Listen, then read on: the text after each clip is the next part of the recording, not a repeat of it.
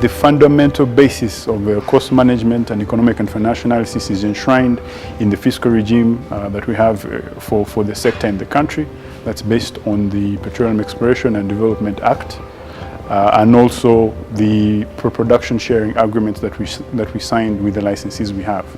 So in that, the licensees take the risk to come and invest their money and search for resources.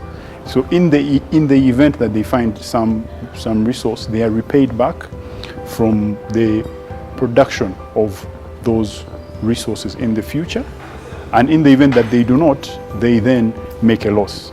So the essence of that is when we eventually start production, whatever money that they have invested will be repaid back by a portion of the crude that they are allowed to take back to pay their costs. And also, there will be a sharing of the additional oil in a technical term, it's referred to as the profit oil, between the licensees and the state.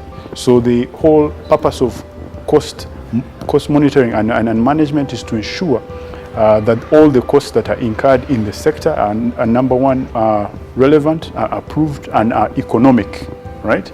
And then also to ensure that the projects that we are investing in make economic sense for both the investors and also for the government as well.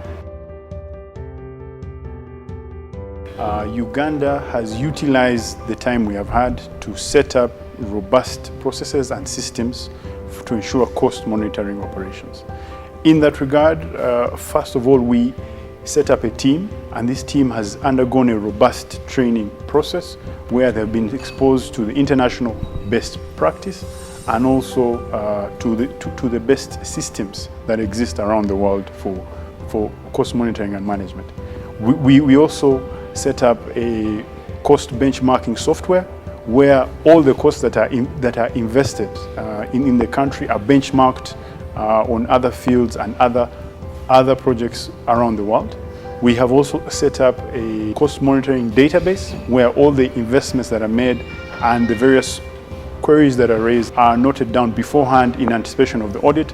And lastly, we have a very detailed and robust cost monitoring framework that facilitates the approval of the annual work programs and budgets.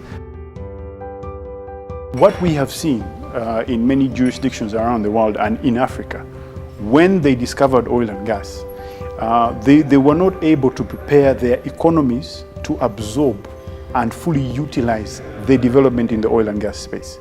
But what we're doing in Uganda, as an example, is to ensure that the investment that will be made, and as you've heard, the $15 to $20 billion is linked to the broader economy such that the drive for development will be felt across the entire economy.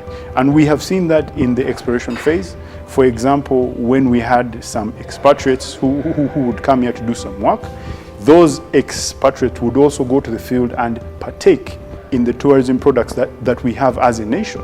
So we have been working with the various sectors of the economy, namely agriculture, tourism, housing, health, to ensure that there's broad-based economic growth and the development is felt across the board.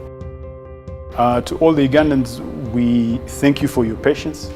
We do not take your patience and your faith in us for granted. However, we make an appeal to you to take up the mantle. Development phase is actually starting, but there is a responsibility on all of us, and especially you as Ugandans, to prepare yourselves to partake in the development phase in whatever sector you are in, be it tourism, be it agriculture, be it healthcare, whatever service you can provide. This is the time to prepare yourself and make yourself available to utilize the demand that the sector will drive to grow our economy for all of us, even before we receive any revenue from the sale of the crude oil and gas resources that we have as a nation.